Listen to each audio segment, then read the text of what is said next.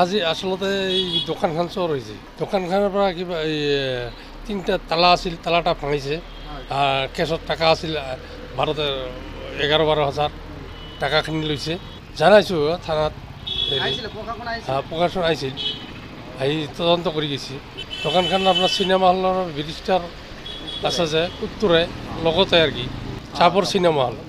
দোকানখন টেইলাৰৰ দোকান, কাপোৰ। মোৰ দাদাৰ দোকান ৰেজাবুল ইছলাম। ৰাতি 7টা বজাত দোকান বন্ধ কৰি গৈছোঁ। আমাৰ বেমাৰী আছিল, বৰপেটাত গৈছে মোৰ দাদা, তাৰ বেটাক লৈ।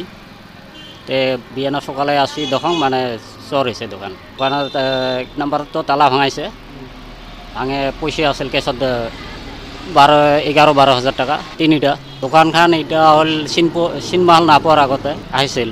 ওখানে তদন্ত কৰি লিখি লৈ গ'ল। ইতিমধ্যে আমি চাপত থানাত এজাহাত দিলোঁ, আমাক ন্যায় লাগে।